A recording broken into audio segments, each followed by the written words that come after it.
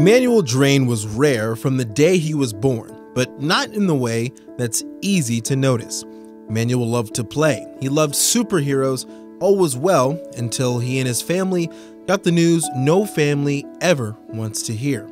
At just 4 years old, Emmanuel was diagnosed with cancer. You know, my mom, she's always been one to worry. She has all faith in the Lord, but she just couldn't help but, you know, how is he gonna get through this? You know, just getting through school wasn't too easy. You know, kids, yeah, they could be harsh, but, you know, I stuck through it. It's called retinoblastoma, a form of cancer that forms in the very back part of the eye and is the most common type of eye cancer in children. However, it accounts for just 2% of all childhood cancers, with about 200 to 300 children diagnosed in the United States each year, according to cancer.org.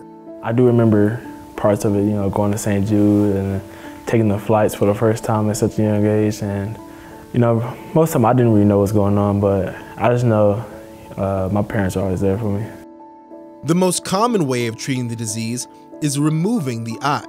So, growing up, trying to be like everyone else got a little tougher for the boy with just one eye. Emmanuel, or E-Man as his friends and teammates call him, didn't let that stop him though. Emmanuel wanted to do everything kids without cancer got to do. My older brother, he was an amazing football player. My dad, he was also a great football player, and just seeing them, how much they enjoyed doing it, it wanted me to try it out too. Emmanuel played football and ran track all the way up through high school. Of course, growing up in Texas, everyone has aspirations of playing not just in high school, but beyond that. For Emmanuel though, it wasn't a foregone conclusion that he would get the chance to keep playing. I was one of the last ones to get offers in my class. You know, that felt like a setback, but eventually, hard work, God, it all came together, and it all brought me where I'm at now. In an unexpected way, his teammates would help him get noticed. It actually did come down to video, and it wasn't his. We were sitting there watching the film, and I believe he was number 2, because I was like, who is this guy?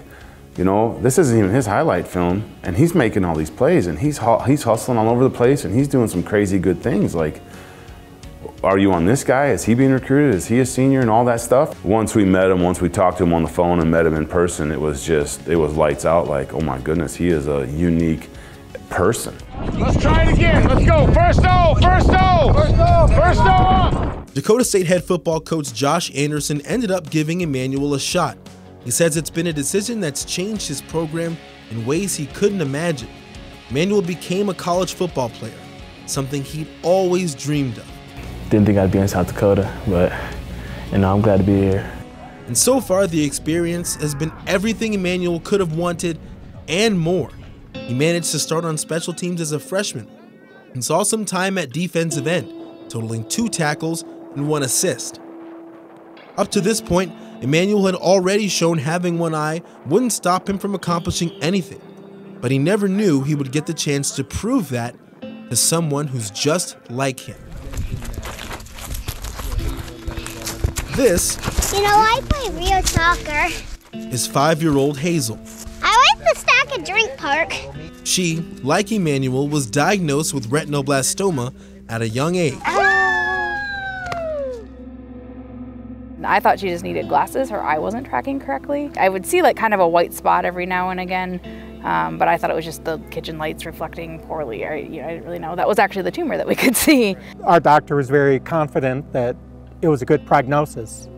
You know, even with it being cancer, with her being able to live a fairly normal life and fairly normal childhood. And she understands it as her magic eye, is what she calls it.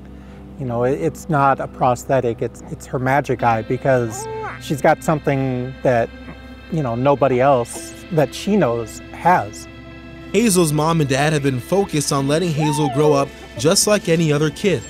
But of course, it also helps to meet someone who's just like you, to remind you that no matter what, you can do anything. When he sent me the article that first introduced us to Emmanuel, I was like, we gotta make this happen, just because she needs to be able to see that. She needs to be able to see that there are other people like her that are not being held back, that are not holding themselves back. When you see somebody so young and so joyful in the situation they're in, it warms her heart. She's playing soccer, she wants to play hockey and run track. She wants to do all these things, and she knows she can do all these things because she works hard and she knows she can strive for it. And it's honestly, it's awesome. A 6-foot-tall, 185-pound defensive end from Texas and a knee-high kindergartner from Madison, South Dakota, bonded by something so rare and yet living life without limitations. Whether by fate or by luck, this unlikely pairing reminds us all that nothing in life can stop you. What's our new friend's name that had a magic eye? Emmanuel. Emmanuel? Did you like Emmanuel when you met him? What does he do? You know what he does? Football. Yeah. We're magic eye buddies. Magic eye buddies. Wow. You know, I would love to just continue to inspire kids every day, just increase my platform and let them know that anything is possible. One eye, two eye, no matter what it is, you can do whatever it is that you're striving for. And, you know, obviously the goal is the NFL, and that would just only increase my notoriety of letting kids know that it can happen. It can happen, it can be done. It was actually Hazel's mother, Melissa, who brought Emmanuel's story to our attention. And what an incredible story that is, to overcome a rare form of cancer at such a young age and to still chase his dreams. Emmanuel never even thought he would have the chance to become a college football player, and yet here he is living out his dream at Dakota State. And Coach Anderson said it best, he's been a culture changer, not only in the locker room, Emmanuel, but also on the field every time the Trojans play. And Emmanuel spoke highly of Hazel. He said she's so pure and full of life and joy. She chases her dreams, she has so many goals. And I think they both serve as a reminder that it's nothing on the outside that can really stop you in life. What it's all about is what's in here.